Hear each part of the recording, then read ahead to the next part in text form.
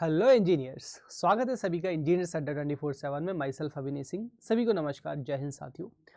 तो गाइज आज हम बात करेंगे आरआरबी जेईई की इस वीडियो में इलेक्ट्रॉनिक्स इंजीनियरिंग के कंप्लीट सिलेबस के बारे में कि क्या आपका सीबीटी 1 के लिए रहेगा, क्या सीबीटी 2 के लिए रहेगा। ए टू जेड आपको इन्फॉर्मेशन दी जाएगी। तो अगर आप भी हैं इलेक्ट्रॉनिक्स इंजीनियरिंग से तो फटाफट से दोस्तों इस वीडियो को अपने कलीग्स और दोस्तों के साथ में शेयर कर दीजिएगा। चलिए तो बात करेंगे इस तो शुरुआत से बात करेंगे, है ना। ये नहीं कि आपको सीधा सीधा बता दिया, है ना। शुरुआत से बात करेंगे सीबीटी 1। अगर हम बात करें सीबीटी 1 की तो यहाँ पे सीबीटी 1 आपका जो हमारे पास में non technical and common for all है। आपके जितने भी डिसिप्लिन है सबके लिए कॉमन ही हमारे पास में ना। तो थोड़ा सा यहाँ पे अपन जो है देखेंगे इसमें ओवरव्यू। मैथमेटिक्स के 30 क्वेश्चन है हमारे पास में, 30 मार्क्स हैं। रीजनिंग के 25 क्वेश्चन है हमारे पास में, है ना। और जनरल अवेयरनेस के 15 क्वेश्चन है। जनरल साइंस के 30 क्वेश्चन है ना। मेरे हिसाब से जो जनरल साइंस है ना, यहाँ पे की पॉइंट है सिलेक्शन का, है ना।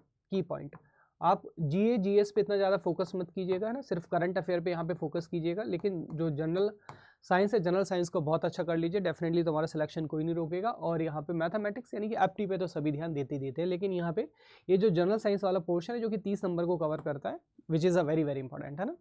चलो ये सीबीटी 1 हो गया। सीबीटी 1 में से जितने भी लोग जाएंगे यानी कि तो एक सीट पे यहाँ पे सीबीटी 2 में कितने को क्वालिफाई किया जाएगा, 15 लोगों को अप्रोक्सीमेटली, है ना। तो एक सीट पे 15 लोगों को सीबीटी 2 देने के लिए बुलाया जाएगा, तो which is very very good, है ना।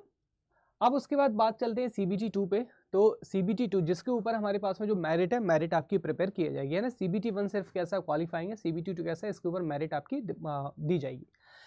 सीबीटी 2 की बात करेंगे इस तो टोटल क्वेश्चन हमारे पास में यहाँ पे कितने आ रहे हैं, 150 टोटल क्वेश्चन आ रहे हैं, जिसके लिए आपको कितने दिए जाएंगे, 120 मिनट यानी कि जो 2 आवर्स है ना, 2 आवर्स आपको यहाँ पे अलाउड किए जाएंगे। यहाँ पे वंस अगेन पेपर को 2 सेगमेंट में बांटा गया है, टेक्निकल और नॉन टेक्निकल सेगमेंट में।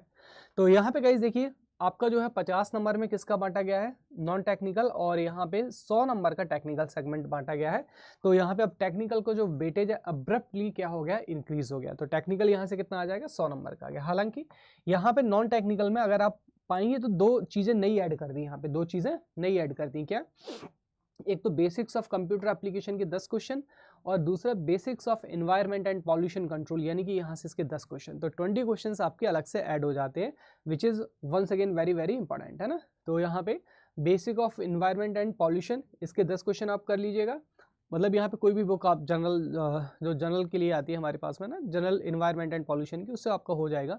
और यहाँ पे basics of computer and application, इसके लिए मेरे हिसाब से आप आराम से जो है ल्यूसेंट बुक को भी कर लेते हैं, तो which is very very good, है ना। चलो अब यहाँ पे बात करेंगे भाई, जिससे 100 नंबर आपको लाना है टेक्निकल में, तो उसके सिलेबस के ऊपर बात की जाएगी, इलेक्ट्रॉनिक्स के ऊपर, है ना। इससे बाहर कुछ भी नहीं आएगा। तो यहाँ पे देखिए ये सिलेबस है हमारे पास में, electronics engineering and allied engineering. Allied engineering का मतलब होता है electronics and communication, electronics engineering, electronics and telecommunication engineering, ठीक है। ये सारी जो इलेक्ट्रॉनिक्स की ब्रांचें इसमें आ जाती हैं। तो सबसे पहले जो हमारे पास में सब्जेक्ट है इसमें आ जाता है हमारे पास में इलेक्ट्रॉनिक कंपोनेंट एंड मटेरियल आ जाता है हमारे पास में, ठीक है। जिसमें इलेक्ट्रॉनिक आपके पास में कंडक्टर हो गया, सेमीकंडक्टर हो गया, इंसुलेटर हो गया, मैग्नेटिक मटेरियल हो गया, जॉइंटिंग एंड क्लीनिंग मटेरियल हो गया, ये सारी चीज़ें, रिले, स्विचेस, एमसीबी वगैरह ये आ जाते हैं, ठीक है। उसके बाद में इलेक्ट्रॉनिक डिवाइसेस एंड सर्किट जो हमारे पास में ईडीसी आ गया आपके पास में, ठीक है। PN junction diode, thyristor diode, multi vibrator, counters, rectifier, inverter, UPS, ये सारी चीज़ें आ गई। उसके बाद में डिजिटल इलेक्ट्रॉनिक्स आ जाता है हमारे पास में, तो जिसमें नंबर सिस्टम हो गया हमारे पास में, Boolean algebra, D2A, A2D, sequential circuit, combination circuits, है ना, मेमोरीज वगैरह, ये सारा आपका आ गया। नेक्स्ट यहाँ पे आईसी सर्किट है हमारे पास में, इंटीग्रेटेड लीनियर इंटीग्रेटेड सर्किट। तो introductions, amplifier, linear applications, non linear applications, है ना, voltage regulator, timer, phase law, ये सारी चीज़ आ जाती है। उसके बाद में माइक्रो प्रोसेसर और माइक्रो कंट्रोलर यानी कि 8085, 8086 यहाँ पे रखा गया है, तो ये माइक्रो प्रोसेसर वाला पार्ट आ गया। उसके बाद में आ जाता है इलेक्ट्रॉनिक्स एंड मेजरमेंट आ जाता है। मेजरमेंट में यहाँ पे ज़्यादा चीज़ें नहीं रखी गई, बेसिक प्रिंसिपल ऑफ मेजरमेंट रखा गया है, रेंज एक्सटेंशन मेथड रखा गया है, सीआरओ रखा गया है, एलसीडी, एलईडी, और जो ट्रांसड्यूसर्स होते हैं ट्रांसड्यूसर्स को यहाँ पे रखा गया है, ठीक है। तो ये हमारे पास में मेजरमेंट आ गया। हालांकि अगर देखा जाए तो इलेक्ट्रिकल के सिमिलर ही पूरा सिलेबस यहाँ पे लिख दिया गया है। नेक्स्ट हमारे पास में कम्युनिकेशन इंजीनियरिंग। तो कम्युनिकेशन आ गया हमारे पास में पूरा। उसके बाद में कम्युनिकेशन के बाद में डेटा कम्युनिकेशन एंड नेटवर्क भी यहाँ पे ऐड किया गया है ना, डेटा कम्युनिकेशन भी ऐड किया गया है। उसके बाद में देखो ये हटके एक सब्जेक्ट ऐड कर दिया गया है, कंप्यूटर प्रोग्रामिंग। यार कंप्यूटर प्रोग्रामिंग को ऐड कर दिया गया है यहाँ पे, ठीक है। और उसके बाद में एक जो अलग से यूनिट दिया गया है, बेसिक इलेक्ट्रिकल इंजीनियरिंग, यानी कि यहाँ पे देखा जाए DC circuit, AC fundamental, magnetic, thermal and chemical effect.